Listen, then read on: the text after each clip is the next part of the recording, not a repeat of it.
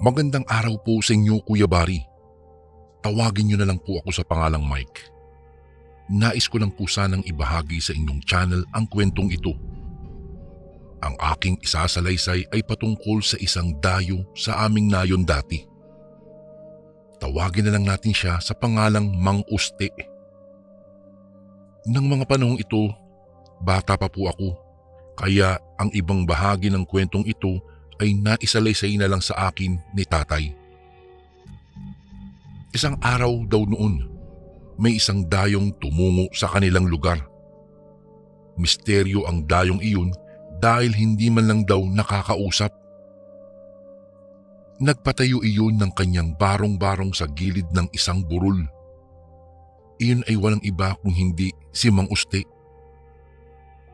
Bakit kaya parang may kakaiba sa lalaking yan? Tanong ng isa naming kapitbahay kay tatay. Oo nga baka hindi lang siya sanay makipag-usap sa atin. Isa pa parang tahimik siyang tao Tugon ng aking ama. Buhat ng mga sandaling iyon, nagmatsyag na ang mga tao kay Mang Uste. Madalas silang dumaan sa burol kung saan nakatirik ang bahay ng dayong ito upang alamin ang galaw ng lalaki. Isang gabi, kabilugan noon ng buwan. Dahil kaarawan iyon ng aking ama, nag-inuman sila ni Ninong Mario. Noong nasa kalagitnaan sila ng kanilang pag-iinuman nang mapunta ang usapan sa dayong nakatira malapit sa burol. Pare, wala ka bang napapansin kay Uste? Tanong ni Ninong Mario kay tatay. Napailing na lang noon ang aking ama dahil wala naman daw siyang pakialam sa dayong iyon. Wala naman. Bakit pare? Ano bang meron sa dayong yun? Mukhang mabait naman Hindi lang palakibo. Saad naman ng aking ama. Alam mo pre, meron daw kasi nakakita sa kanya na lumabas ng bahay niya ng gabi. Kabilugan daw iyon ng buwan kaya kitang-kita ang paligid. Pagkalabas daw ng lalaki, bigla ba naman daw tumuwad? Medyo nailang pa nga daw yung nakakita dahil baka dudumi si Mang Uste. Pero alam mo, laking gulat niya nang biglang magbago daw ng anyo ang nasabing lalaki. Naging mabalahibo ang kanyang katawan tsaka nagbaga ang kanyang mga mata. Sa hindi inaasahan ng nakakita, biglang lumundag daw si Mang Uste na parang palaka. Sa takot niya, napatakbo siya at hindi na lumingon pa sa kanyang pinanggalingan. Pagkukwento ni Ninong Mario. Natigilan naman ang aking ama dahil sa kanyang narinig. Iisang bagay lang ang pumasok sa kanyang isipan. Naku, hindi kaya aswang ang Uste na yan? Parang aswang ang pagsasalarawan sa kanya. Napatango na lang ang aking ninong nang wikain iyon ng aking ama. Dahil kakaunti na lang ang kanilang iniinom noon, nagpasya silang ubusin na lang iyon. Pagkaubos nila ng kanilang iniinom na alak, nagwika ang aking ninong. Pare, hindi ba't kabilugan ng buwan ngayon?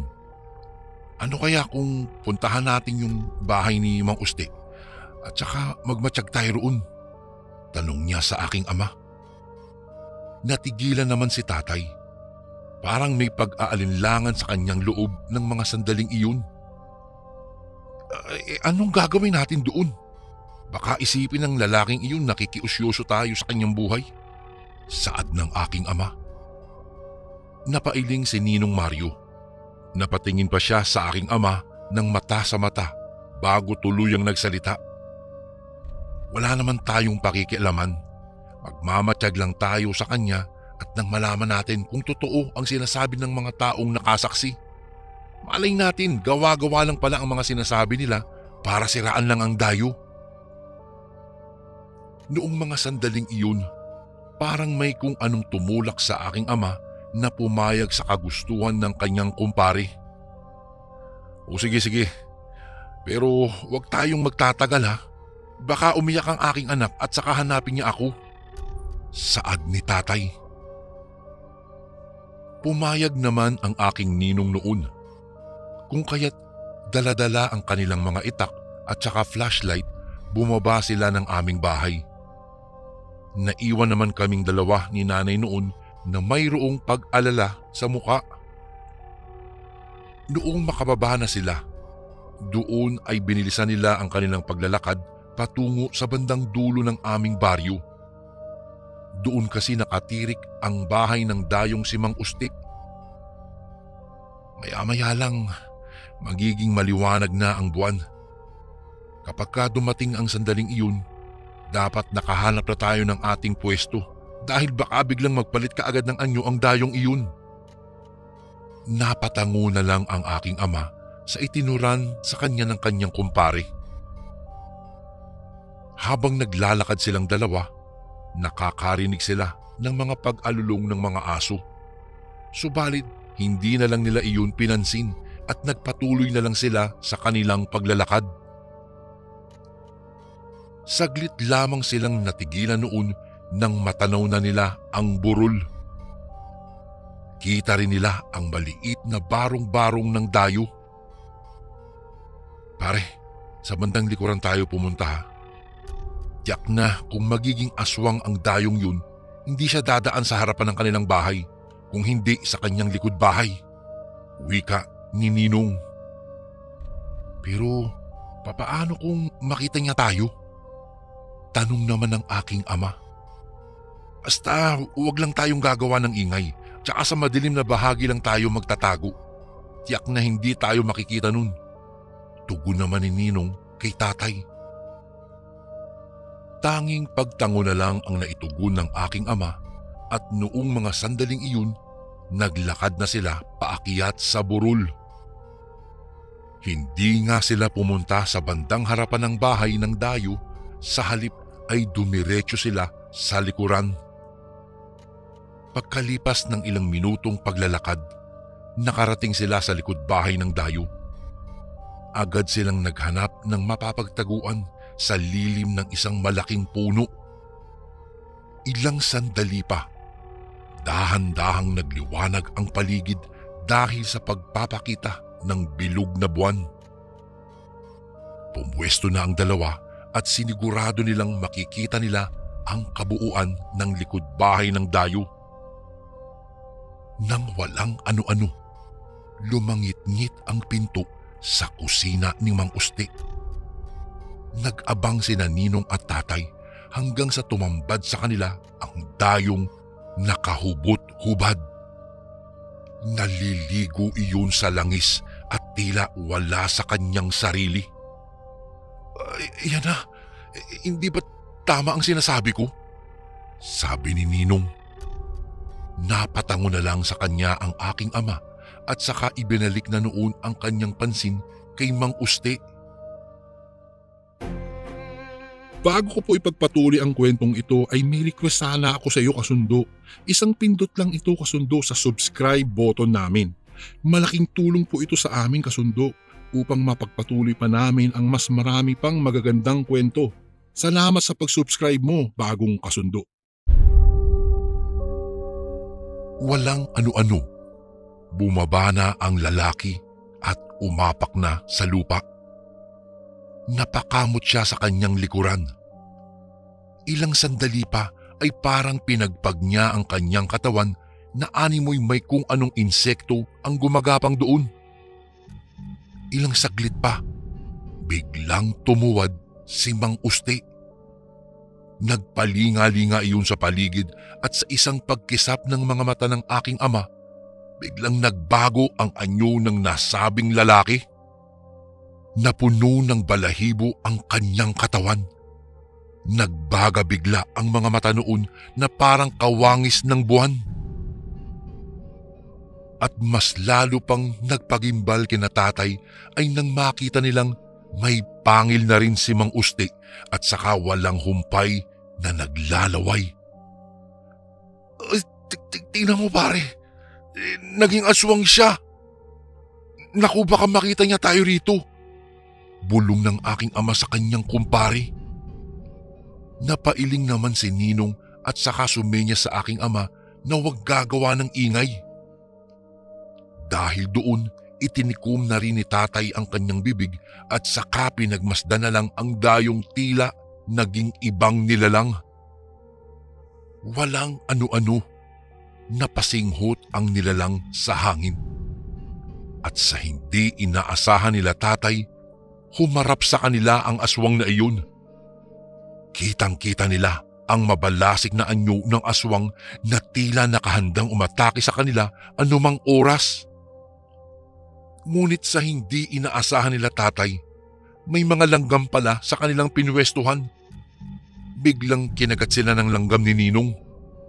At dahil doon, napamura siya at saka dali-daling lumabas sa kanyang pinagtataguan. Anak ng putik! Bigla na lang siyang natigilan noon nang mawari niyang nakatitig na sa kanya ang aswang. Umangil ang aswang na iyon at saka naghandang atakihin si Ninong.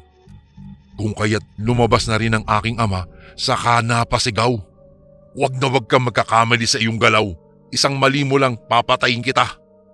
Hinugot ng aking ama ang itak na nasa tagliran niya at saka inihanda ang kanyang sarili. Tumitig din sa kanya ang aswang at saka umangil.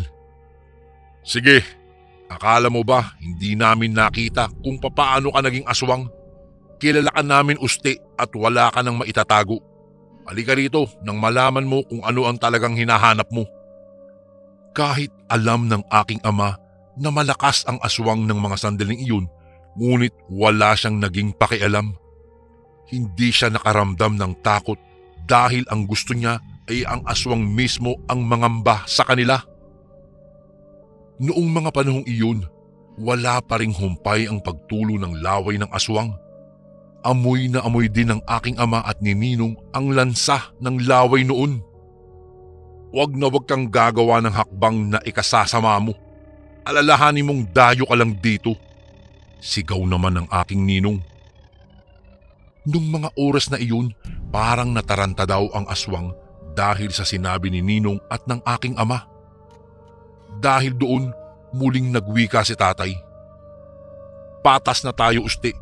Kung papakawalan mo kami, hindi namin sasabihin ang sikreto mo.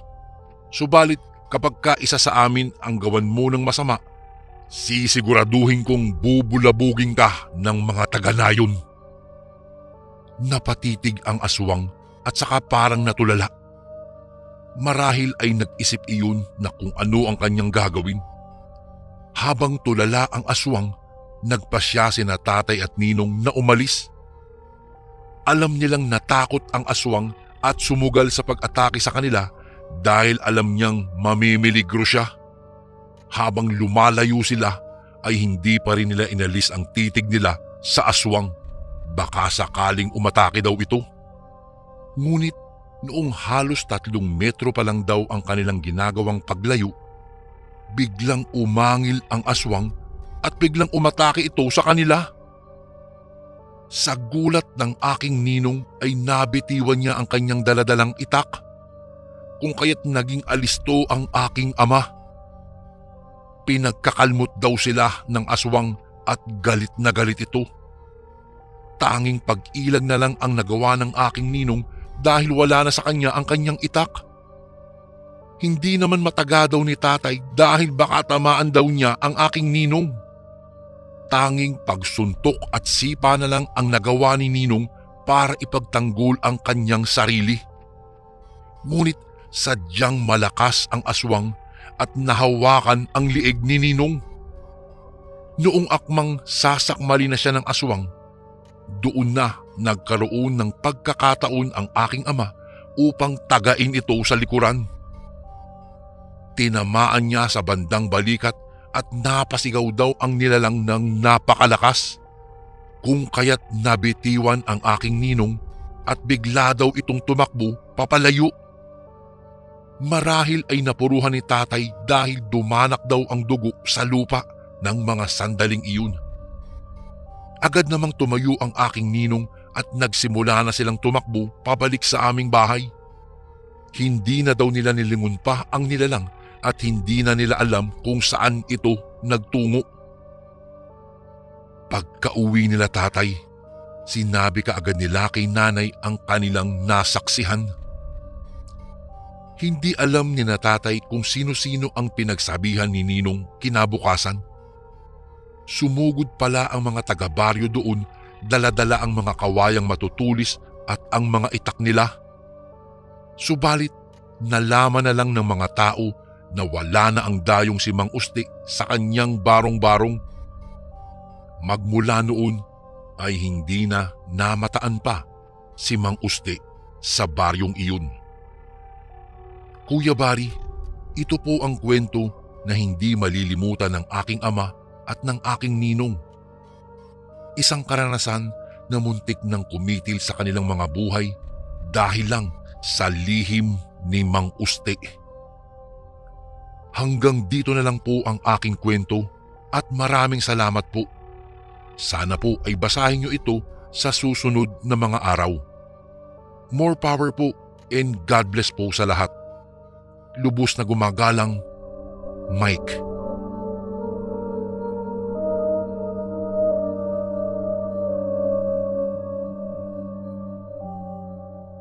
Isang mapagpalang araw po mga kasundo at sa iyo, Kuya Bari. Matagal ko na pong naisulat itong karanasan kong ito pero hindi ko alam kung saan ko pwedeng ibahagi. Hanggang sa nakita ko po itong YouTube channel nyo. Nangyari po itong kwento taong 1988 pa. Hindi ko na po babanggitin kung saang banda sa Mindanao yung mismong probinsya. Pinalitan ko na rin po ang mga pangalang ginamit bilang respeto na rin sa mga mapapasama sa kwento. Siya nga po pala, tawagin niyo na lang po ako sa pangalang Rigor. Hanap buhay ko ang pag-uuling sa bundok kasama sina nanay at tatay. Hindi ako nakapag-aral dahil noong panahon namin, hindi pa talaga priority ng aming mga magulang ang pag-aralin kami. Ang mahalaga sa kanila ay may maihain kaming pagkain sa mesa. Kadalasan kasi Kuya Bari, 1 o 2 beses lang kaming kumakain sa isang araw. Isa pa, sa lugar namin, espesyal na ang isang latang sardinas. Madalas po kasi puro gulay ang ulam o di kaya naman ay may palakang bukid na pwede namang ihawin o gawing adobo. Masarap din ito kung ipiprito. Nang hapong iyon, nagkayayaan kaming manghuli ng palakang bukid. Ngunit bago yun, nagbungkal muna kami ng lupa malapit sa daluyan ng tubig mula sa lababo namin sa likod ng bahay. Mas marami kasing bulati doon. Halos kalahating oras din kaming nanguhuli ng bulati kaya medyo madilim-dilim na nang pumunta kami sa may palayan ni Mang Adong. Pinapayagan naman niya kaming manghuli ng mga palakang bukid doon. At bilang pasasalamat, inaabutan din namin si Mang Adong ng parte sa nahuli namin. Binaybay namin ang masukal na daanan papunta sa palayan. Dala ang sulong sisindihan na lang namin kapag tuluyan ng dumilim. Hinanda namin ang mga pain at inilagay sa pamingwit na dala namin para simulan na ang panghuhuli. Wala pang 1 minuto, gumalaw na yung hawak kong pamingwit. Ito'y hudyat na mayroon ng kumagat sa pain. Nagsunod-sunod na ang huli namin ni Teban hanggang sa halos mapuno na yung dala naming lambat. Madilim na din talaga noong nang magpasya kaming umuwi. Ngunit bago kami umalis, dumaan muna kami sa bahay ni Mang Adong at nag-iwan ng ilang pirasong palakang bukid. Paalis na sana kami nang biglang magsalita si Mang Adong. "O mga iho, sa susunod, wag na kayong magpapagabi ha." Nagtataka naman kaming napatingin kay Mang Adong. Napakaseryoso nito ng mga oras na iyon. Likas kasing mapagbiro at masayahin ang matanda kaya nanibago kami sa bigla niyang inasta. Bakit ho Mang Adong?" Hindi ko napigilang magtanong. "Inaswang ang mga alaga kong manok nitong nakaraang gabi lang. Inala ko, nandito lang sa paligid ang aswang na iyon at yak na naghahanap ng mabibiktima." Dahil sa sinabi ni Mang Adong, halos takbuhin na namin ang masukal na daanan pa uwi. Bago kami sumapit sa bahay, dadaanan muna namin iyong manggahan. Pagsapit namin doon, Kuya Bari, may nakasalubong kaming dalawang matanda. Yung babae, napakahaba ng buhok, namumuti na sa katandaan. At yung lalaki naman may malaking pilat sa mukha. Ang markang iyon ay parang tinaga. Napahinto kami ni Teban nang huminturing dalawang matanda. Nakatitig ang mga ito sa amin gamit ang nanlilisik na mga mata. Kaagad na pumasok sa isip ko ang sinabi ni Mang Adong. Kinalabit ko si Teban na noon ay halos manigas na sa kanyang kinatatayuan. Ang matalim na tingin ng dalawa ay sinabayan ng kakaibang ngisi.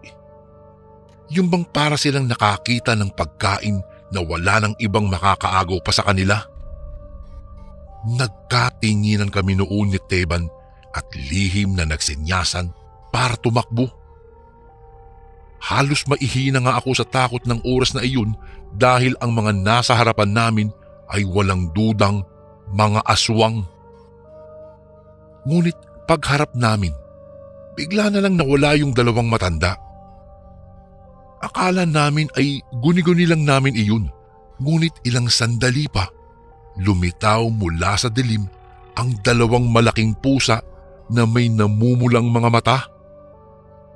Makapal ang balahibo ng mga ito at mahahaba ang mga kuko, bagay na hindi pangkaraniwan para sa isang ordinaryong pusa. Napasigaw kami ni Teban at agad na kumaripas ng takbo.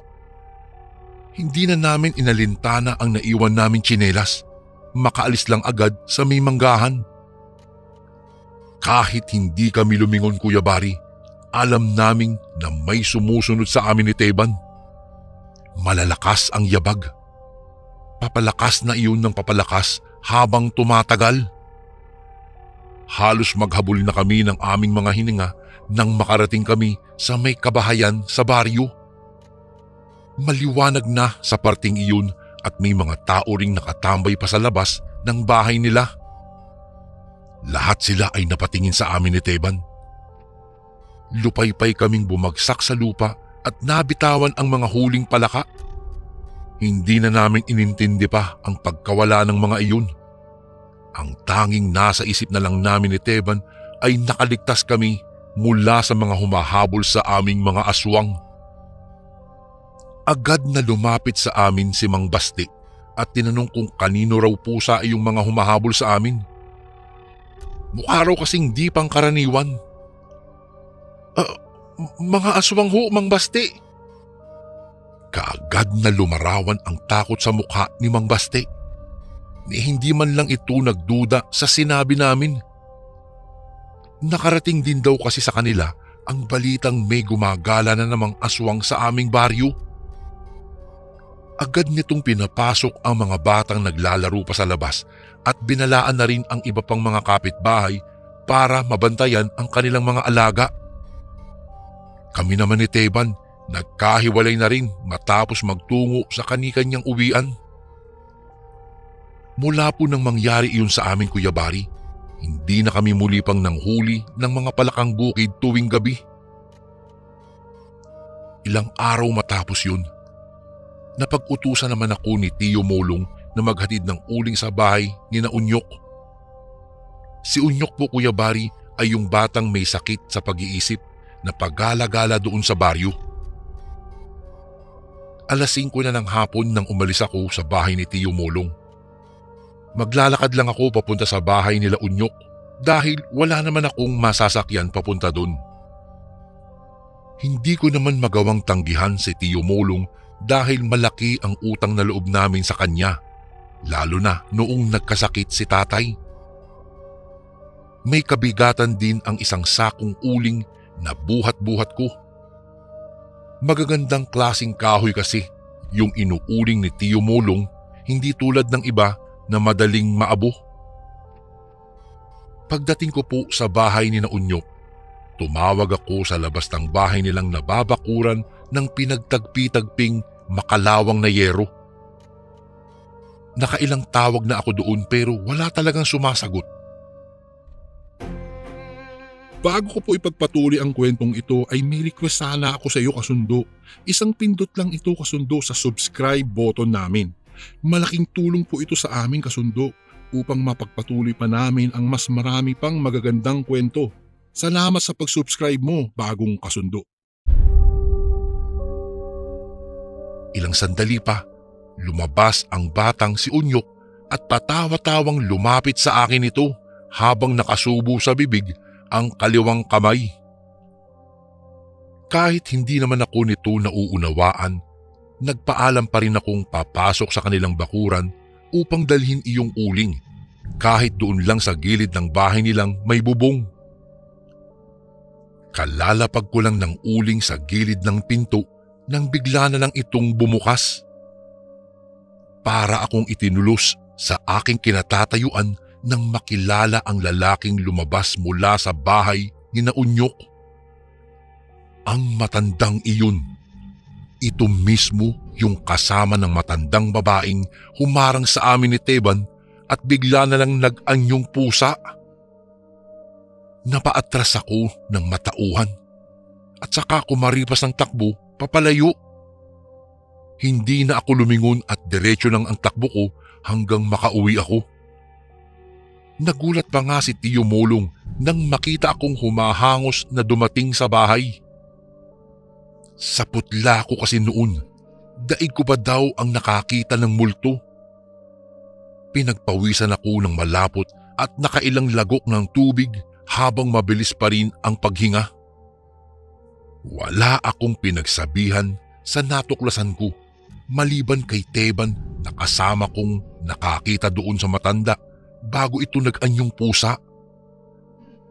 Mahirap kasing magbintang lalo na kung wala kaming patunay na ang lolo at lola nga ni Unyok ang gumagalang mga aswang sa baryo.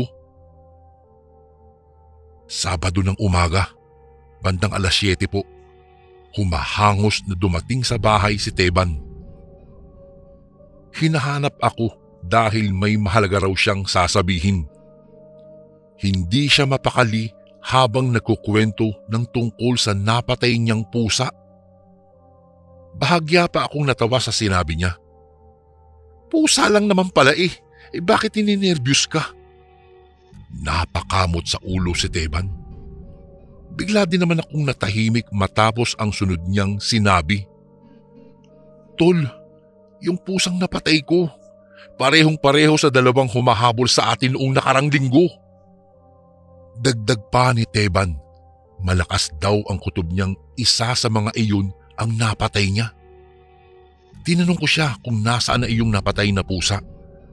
Ang sabi naman ni Teban na ilibing na niya kaninang madaling araw sa may sagingan. Dala ng matinding kuryosidad, inaya ko si Teban doon sa kanyang pinaglibingan. Gusto ko ring makita sana yung pusa para makumpirma ang sinasabi niya. Ngunit pagdating namin doon mismo sa lugar kung saan ni Teban inilibing yung pusa, kapwa kami natigilan matapos bungkalin ang lupa.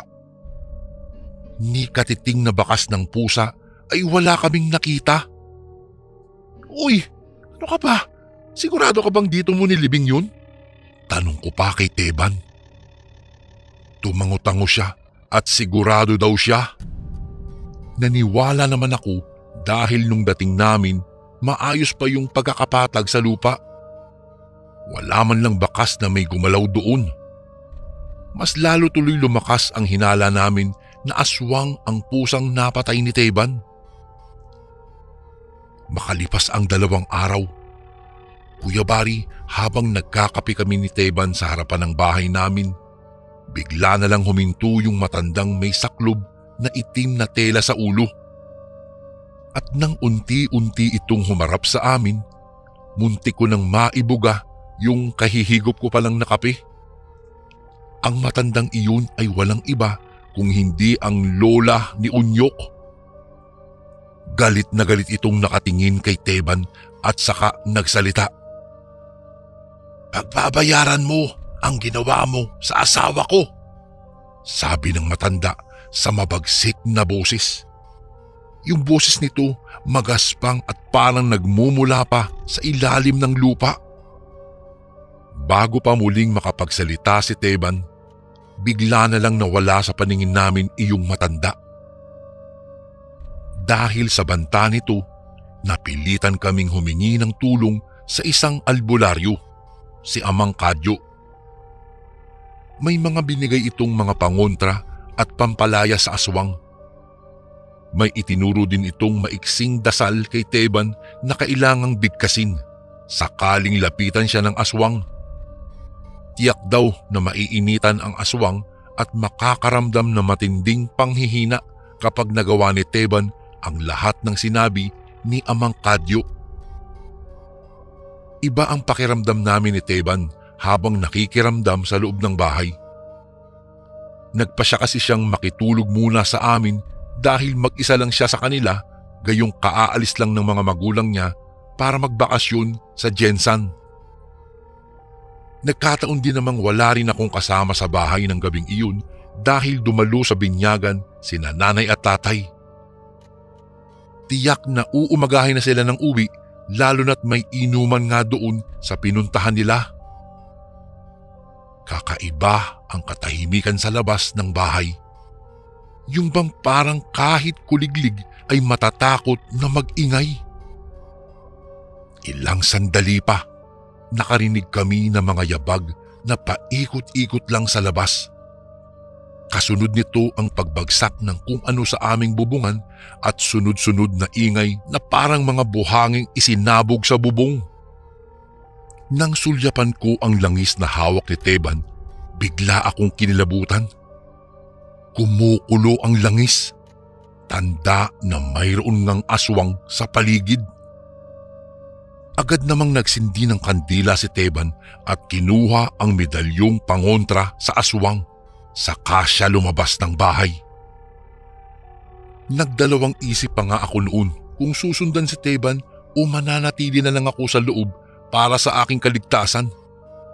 Ngunit bukod sa damay na ako sa sitwasyong iyon, hindi ko rin maatim na mapahamak si Teban na itinuring ko na rin na parang tunay na kapatid. Kumuha ako ng itakuyabari at binitbit ang garapon ng asin. Isinabog ko ito sa palibot namin ni Teban. At mula nga doon sa aming bubungan ay tumalon ang isang malaki at napakaitim na pusa. Sinabuyan ko ito ng asin. Malakas itong umangil at mukhang handa na talaga kaming salakayin. Sinimulan ni Teban ang pag-usal ng dasal na itinuro ni Mang Kadyo. Ilang sandali pa, bigla na lang naglakad pa atras iyong pusa na tila natakot. At noong tapusin ni Teban ang dasal, tuluyan nang nawala iyong itim na pusa. Matapos ang pangyayaring iyon ay nanginginig kaming bumalik sa loob ng bahay. Walang nagsasalita at nag-aabang ng mga susunod na pwedeng mangyari. Ngunit sa kabutihang palad naman ay hindi na bumalik pa ang aswang na iyon.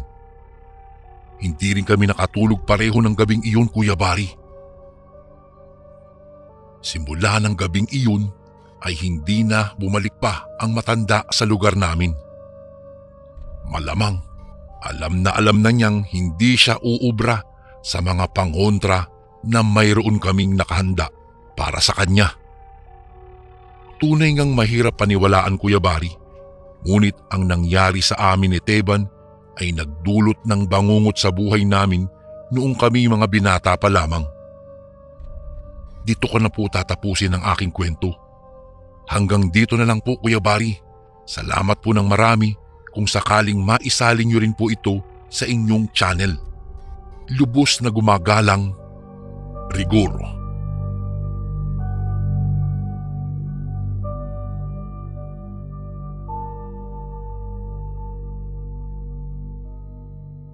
Isang magandang araw po sa inyo, Kuya Bari, at sa lahat ng nakikinig sa channel mo.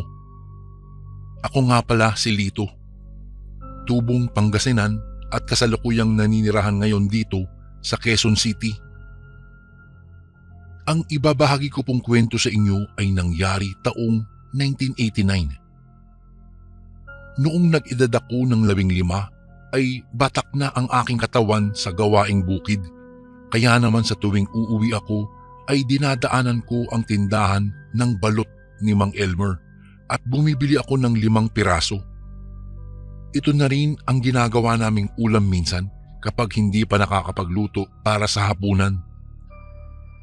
70 anyos na si Mang Elmer pero malakas pa rin to.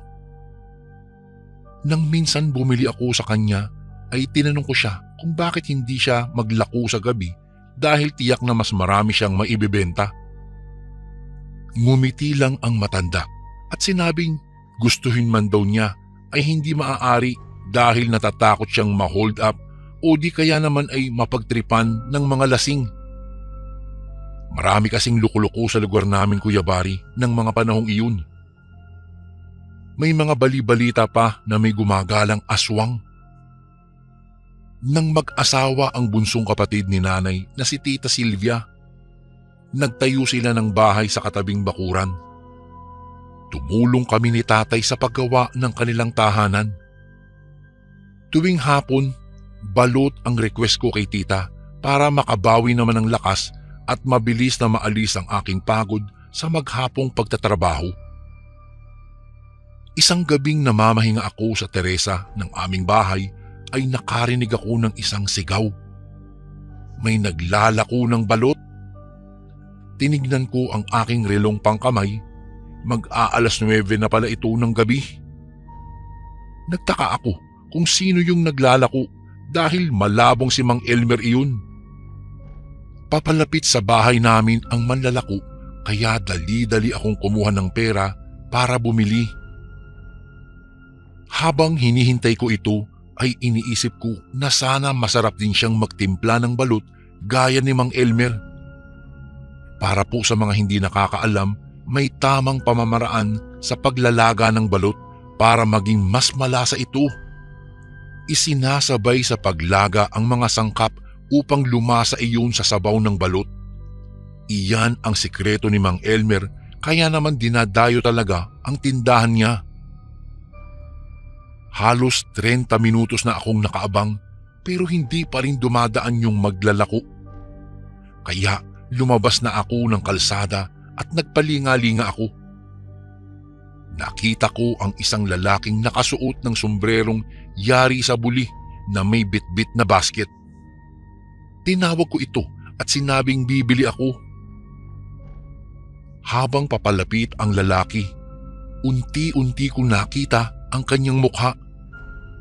Hindi siya pamilyar sa akin kaya naisip kong baka taga-ibang baryo at napadpad lang sa lugar namin ito. Nang tumapat ito sa bahay nila Tita Silvia, ay bigla itong huminto at tumitig sa bahay ng tiyahin ko. Napakunot-noo ako dahil wala namang tao sa labas ng bahay nila tita. Muli ko itong tinawag at sinabing bibili ako.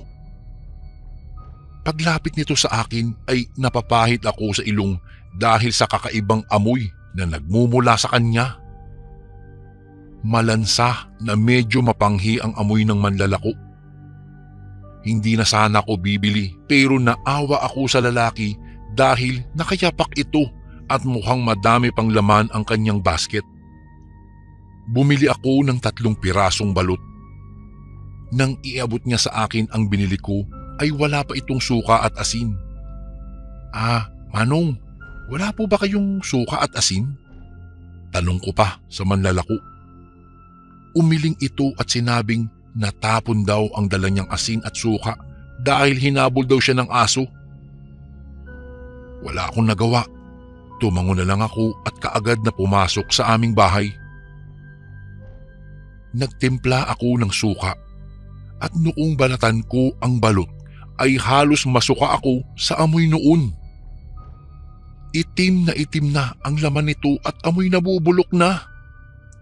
Pinagmumura ko yung manlalako dahil sa ibinigay niyang bulok na balot sa akin. Hahabulin ko pa sana pero hindi ko na nadidinig ang pagsigaw nito. Galit na galit ako nung gabing iyon. Nang sumunod na gabi, Hinintay ko ang muling pagdaan ng manlalako para kumprontahin, pero hindi ito dumaan, Kuya Bari. Inis na inis ako, kaya tinanong ko si Mang Elmer kung kilala ba niya yung manlalako ng balot kapag gabi. Nagulat pa ang matanda at sinabing hindi. Wala siyang kakilalang naglalako tuwing gabi. Lumipas pa ang 2 linggo. Pati ang ibang kabaryo namin ay nakabili rin ng bulok na balot sa manlalako. Kaya naman hindi lang ako ang naghihintay dito. Naging usap-usapan ito sa bawat umpukan dahil hindi rin pamilyar sa kalugar ko ang lalaking manlalako. Nang sumunod na linggo, isa-isang nakunan ang mga buntis sa lugar namin. Nakaramdam ng takot si Tita Silvia dahil nagdadalang tao na rin ito.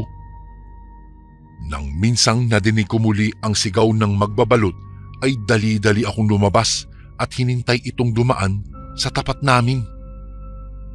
Naghagilap ako ng malalaking bato at nagkubli ako sa malagong halamanan ni Nanay. Babatuhin ko ang magbabalot para makaganti sa ginawa niyang pagbigay ng bulok na balot sa akin. Nang papalapit na ang boses nito ay pumuwesto na ako. Ilang minuto na ang nakakalipas.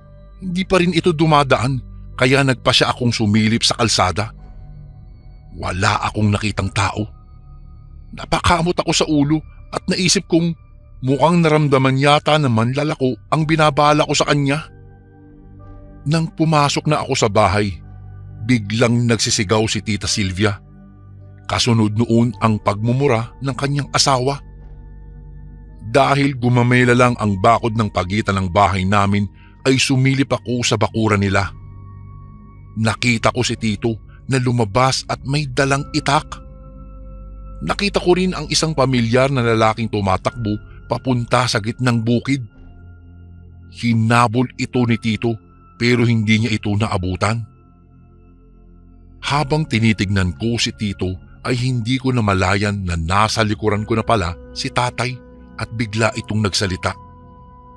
Halos mapasigaw pa nga ako sa gulat. Tinanong niya kung ano ang nangyari. Nang sabihin kong may hinabol na lalaki si Tito ay dali-dali kaming nagpunta sa bahay nila. Inabutan namin si Tita Silvia na umiiyak at nanginginig sa takot.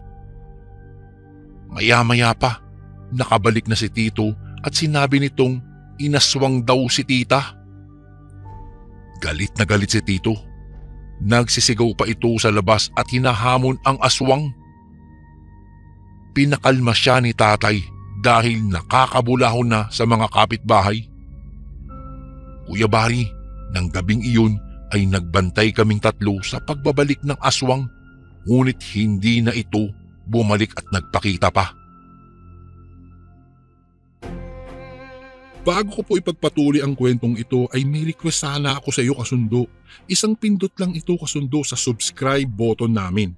Malaking tulong po ito sa amin kasundo upang mapagpatuloy pa namin ang mas marami pang magagandang kwento. Salamat sa pag-subscribe mo, bagong kasundo. Kinabukasan, nanguha ng mga kawayan sila Tito at Tatay. Tinulisan nila ito at inilagay sa mga bintana ng bahay. Ibinigay din ni Tatay ang itinatago niyang buntot pagi. Mabisa daw itong panlaban sa mga aswang. 3 gabi ang nakalipas. Hindi pa rin kami tumitigil sa pagbabantay pero walang pagpaparamdam ang aswang. Nagpasya si Tatay na doon muna ako patulugin kina Tita para may makakatulong si Tito sa pagbabantay kung sakaling bumalik nga ang aswang. Isang gabi, narinig ko na naman yung sigaw ng manlalako ng balot. Naalala ko na naman yung bulok na balot na nabili ko sa kanya. Sumilip ako sa bintana para tignan at siguruhing ito rin yung manlalakong nabilhan ko. Ilang minuto lang ang lumipas at nakita ko ang isang lalaking huminto sa tapat ng bahay nila Tita Silvia. Wala itong daladalang basket pero Sumisigaw ng balot. Palinga-linga ito sa paligid niya at biglang dumapa sa lupa. Umayos ako ng pwesto para makita ang susunod nitong gagawin. Mula sa pagkakadapa ay iniunat nito ang mga braso at binti na parang gagamba. Saka dahan-dahang naglakad papasok sa bakuran. Nakaramdam na ako ng takot dahil umaangil ito na parang aso at panay ang kanyang singhot. Kaagad akong nagtungo sa silid nila tita at gamit ang mahinang boses ay tinawag ko si Tito. Kaagad naman itong lumabas. Gising pa pala siya at nakikiramdam lang sa paligid. Nang tanungin ako ni Tito kung bakit ko siya tinawag ay kaagad kong sinabi ang aking nasaksihan. Dali-dali niya kinuha ang kanyang itak at ang buntot pagi. Inutusan din niya ako na samahan si tita at huwag lalabas kahit na anumang mangyari. Sa likurang pintuan dumaan si Tito. Magkahalong takot at pag-aalala ang nararamdaman ko ng mga oras na iyon, pero tinatagan ko ang aking sarili, Kuya Bari. Nakatayo ako sa tabi ng bintana at nakikiramdam sa anumang mangyayari. Maya-maya pa, nagising si tita at nagtanong kung bakit ako naroroon. Tinanong din niya kung nasaan si Tito. Sumenyas ako sa kanya na huwag maingay at pabulong kong sinabi na nasa labas ang aswang. Naupo si tita sa kama at nagrosaryo. Maya-maya pa, narinig ko si Tito na panay na ang mura. Kasabay noon ang mga pag-angil kaya sumilip ako sa siwang ng bintana para alamin ang nangyayari sa labas. Kuya Bari, kitang-kita ko na inuundayan ng taga ni Tito yung lalaki pero parang hindi ito tinatablan. Mabilis din itong nakakaiwas sa ibang pag-atake ni Tito. Nang hagupitin niya ito ng buntot pagi ay lumikha ito ng nakakatakot na tunog na walang katulad. Dahil sa lakas ng boses ni Tito habang nagmumura ay nagising na ang ibang kapitbahay namin, pati sila tatay. Habang nagkakagulo sa labas, si tita naman ay panay ang pagdadasal habang umiiyak. Awang-awa na ako sa tiyahin ko pero hindi ko naman alam ang aking gagawin. Ilang minuto ang lumipas. Nadinig ko na ang boses ni tatay at ng iba pa naming mga kapitbahay.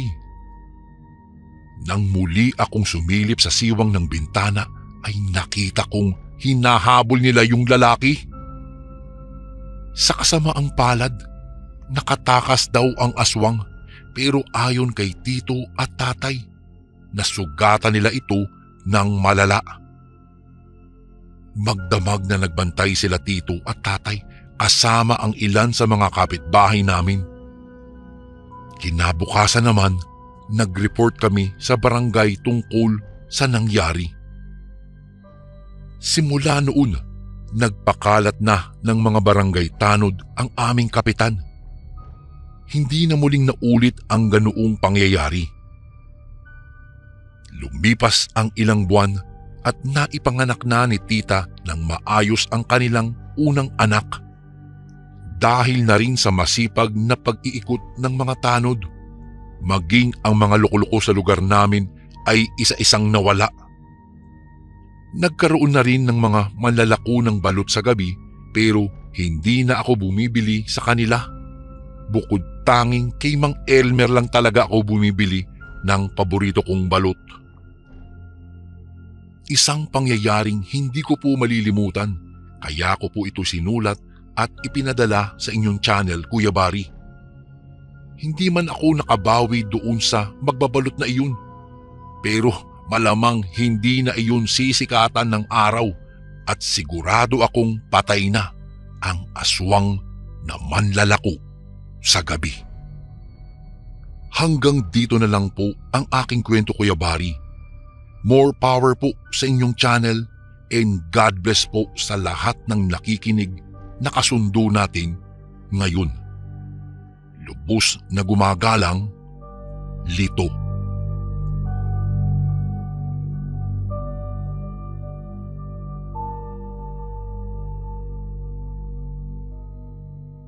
Magandang araw po sa inyo, Kuya Barry.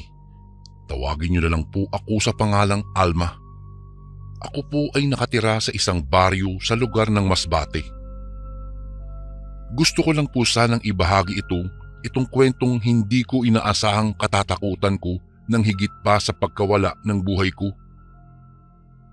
Alam ko pong marami ang hindi maniniwala, pero gusto ko pong sabihin na maraming uri ang mga aswang.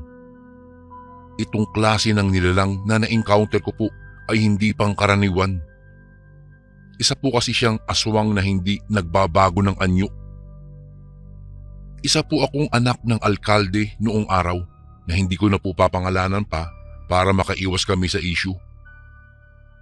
Kasagsagan iyon ng pangangampanya sa eleksyon nang hindi ko akalaing may mararating kaming isang napakagandang lugar kung saan puno ito ng nagagandahang halaman.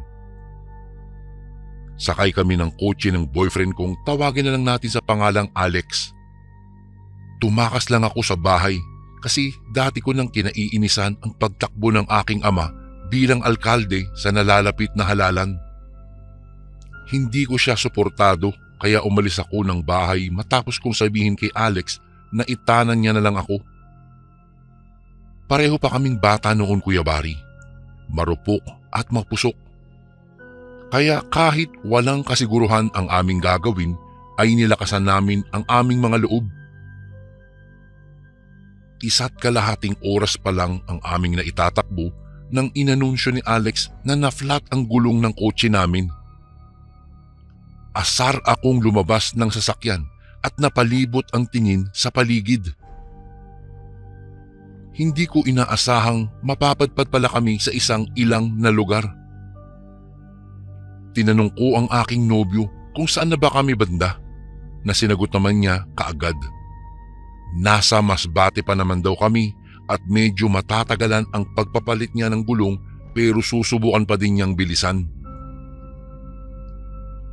Naglakad-lakad ako nang mapansin ang isang lumang tulay na nagdurugtong sa kabilang ibayo kaya bumalik ako sa kinaroroonan ng kotse saka sinabi kay Alex na may nakita akong tulay. Sabi niya sa akin, papunta raw iyon sa kabilang barangay. Bali, shortcut ito ng mga taong walang pamasahe na piniling doon na dumaan. Kapag sa highway kasi ay kailangan pang lumibot at maghintay ng ilang oras para makarating. Tumangulang ako at nagpaalam sa kanya na mag-iikot lang muna. Naisip kong maglakad sa tulay at tingnan kung ano nga ba ang mayroon sa kabilang ibayo. Nakakatatlong hakbang pa lang ako nang matigilan ako sa kalalakad. May narinig kasi akong babaeng kumakanta kaya naisip kong sundan kung saan ito nanggagaling. Maliwanag pa naman kaya alam kong wala akong dapat ikatakot. Total ay nariyan lang naman si Alex at alam kong hindi niya ako pababayaan. Dumungaw ako sa ibaba pero wala naman akong nakitang tao. Medyo naningkit ang mga mata ko nang may maaninag na babae sa kabilang dulo ng lumang tulay. Nakabistida ito ng kulay puti na abot sa sakong ang haba. Pinarisan ng mahaba ding buhok at kumikinang-kinang ang suot niyang mga alahas. Sa kanya nanggagaling ang malamyos na boses na kumakanta kaya hindi ko mapigilang mas pakinggan pa siya. Pakiramdam ko, idinuduyan ako sa sobrang ganda ng boses nito. Muntika na akong nakalimot nang may brasong humawak sa aking balikat. Si Alex pala, habang ibinabalitang mukhang matatagalan pa kami dahil ang ekstra niyang gulong ay nagkataong sira din pala. Napamura ako at sinipa ang batong nasa paanan ko. Parang minalas tuloy ako sa ginawa kong paglalayas. Alam kong sa mga oras na ito ay pinaghahanap na ako ng aking mga magulang, kaya sinabi ko kay Alex na maglakad na lang kami patawid sa lumang tulay. Tiningnan niya ako na para bang may sira sa ulo. Oo nga, at sinabi niya raw na may tulay doon, pero dati pa raw iyong dinaraanan, hindi na ngayon. Bigla daw natakot ang mga residente sa hindi malamang dahilan, kaya napaatras na din ako at naalala iyong babae. Posible kayang isa siyang multo? Suwestyon ni Alex na magpalipas na lang kami ng gabi sa kotse. Dito na ako nakaramdam ng pagkabalisa. Pakiramdam ko may mangyayaring hindi maganda. Sinabi ko sa kanya na isara na lang namin ng mabuti ang mga bintana at pinto, saka wag nang lumabas. May baon kami dahil bago kami lumiko sa kaling ito kanina ay dumaan kami sa isang tindahan. Hindi na din ako babalik pa doon. Maliit na lugar lang ang Masbate at madali lang nila akong matutuntun. Nanatili kami sa kotse buong gabi. Alam kong masyadong delikado ang ginagawa namin, ngunit pinili kong magpakatatag at nakiramdam sa paligid.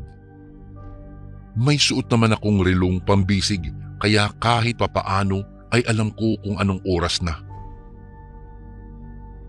Bandang 7:00 ng gabi nang magpasya akong matulog. Alam kong medyo masikip pero nandito na eh. Pinasok ko ang sitwasyong ito, kaya wala akong karapatang magreklamo. Isa pa, nahihiya ako kay Alex. Alam kong maayos siyang umakyat ng ligaw at dalaw sa bahay, tapos masisira lang din ang kanyang imahe kina mama at papa. Baka mamaya kung ano-ano na ang kanilang pinaparatang laban sa aking nobyo. Kapag hindi naayos ang aming kotse, kinabukasan ay uuwi ako sa bahay. Magpapaalam ako na mag-aasawa na para hindi na ako pilitin pa ng aking ama na suportahan siya sa gusto niya. Ipinikit ko na lang ang mga mata ko nang sumikdo ang aking dibdib. May nakita akong imahe na naglalakad sa lumang tulay. Paroon siya at parito. Sinagilahan ako ng takot. Hindi ko alam kung white lady ba ang nakikita ko o anong klaseng elemento. Bago ko po ipagpatuloy ang kwentong ito ay may request sana ako sa iyo kasundo. Isang pindot lang ito kasundo sa subscribe button namin. Malaking tulong po ito sa amin kasundo upang mapagpatuloy pa namin ang mas marami pang magagandang kwento. Salamat sa pag-subscribe mo, bagong kasundo.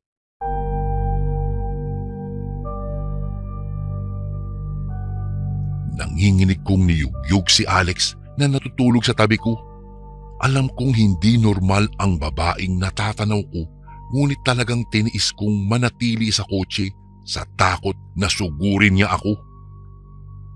Mukhang inaasar talaga ako ng pagkakataon ng mga panahong iyon dahil hindi man lang ako pinansin ni Alex. Sa tingin ko nga, mas lalo pang nahimbing ang kanyang tulog, kaya hindi ko na siya muling ginising pa.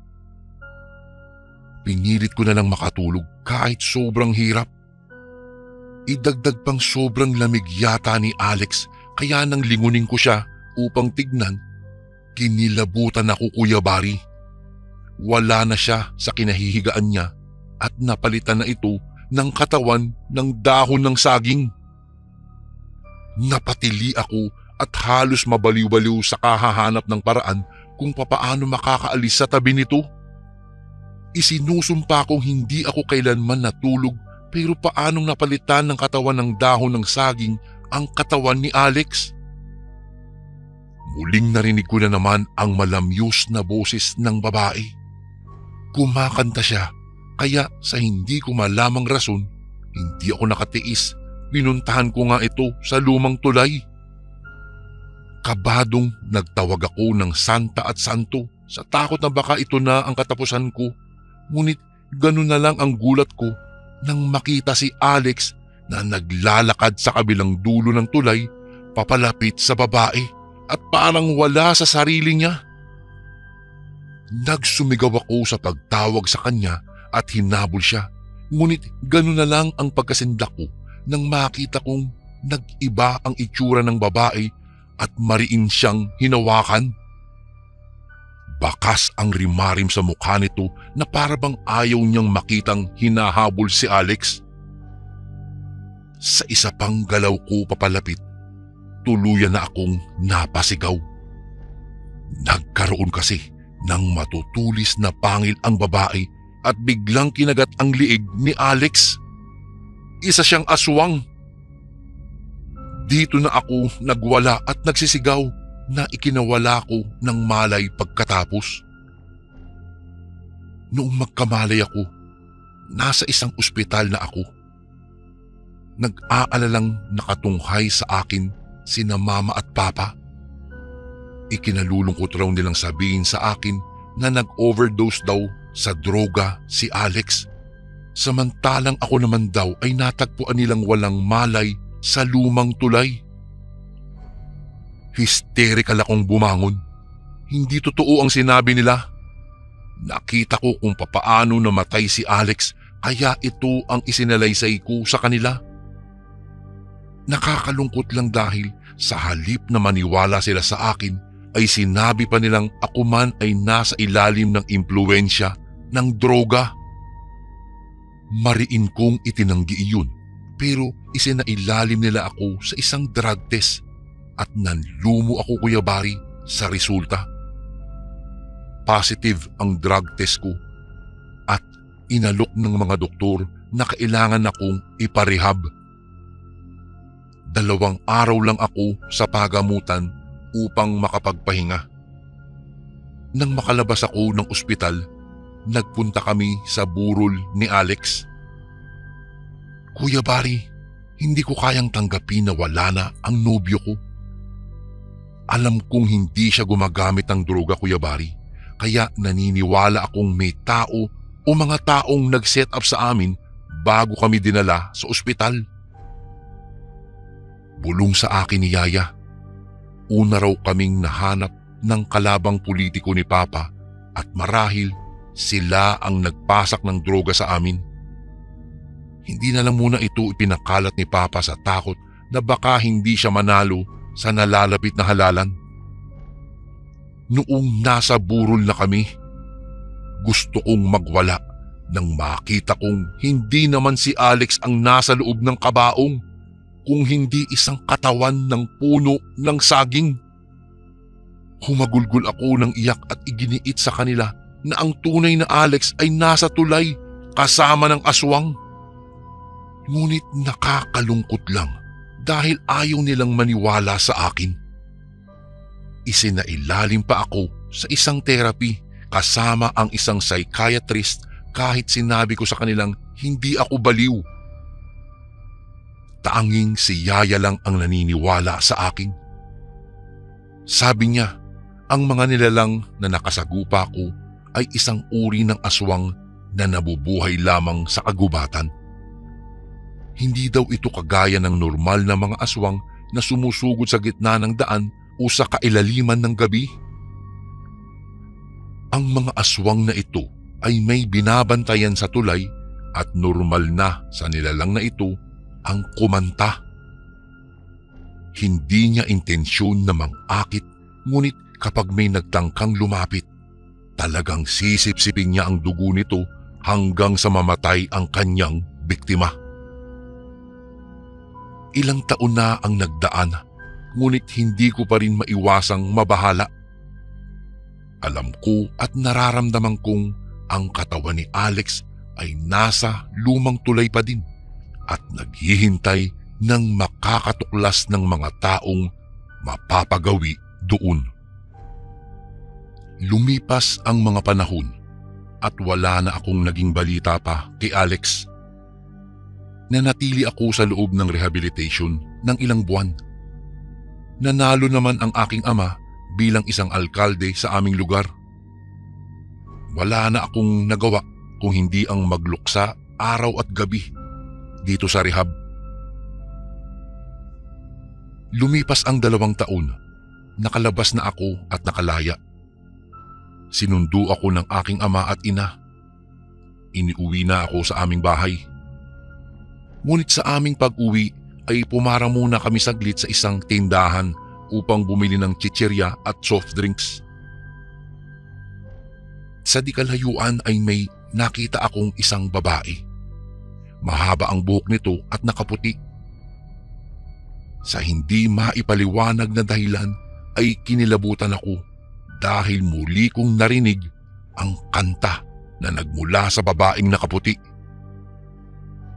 Kinilabutan ako ng todo nang bigla itong lumingon sa akin at ngumisi. Napabalikwas ako pababa dahil sa takot. Naalala ko ang babaeng nasa tulay at kung saan namatay si Alex. Noong muli kong silipin ang babae ay wala na ito doon sa kanyang kinatatayuan. Ano kaya yun, Kuya Barry? May gusto bang sabihin sa akin ang babaeng iyon? Matapos ang pangyayaring iyon ay hindi ko na binanggit pa sa aking mga magulang habang nasa biyahe kami dahil sigurado ko namang hindi sila maniniwala sa akin. Marahil may gustong sabihin o gustong iparating sa akin ang babaeng iyon. Kung nasaan ka man, Alex, ay sana magkaroon ka na ng kapayapaan. Ipinagdarasal ko na makuha mo ang katarungan na hinahangad mo. Dito ko na po tatapusin, Kuya Barry, ang kwento ko na dahil lang sa aming pagmamahala ni Alex ay nauwi ito sa isang karimari-marim na trahedya. Isang pagkakataong nagpaguho sa aming mundo dahil lang sa pagdaan namin sa isang lumang tulay sa Masbate. Hanggang dito na lang po ang aking kwento at maraming salamat po.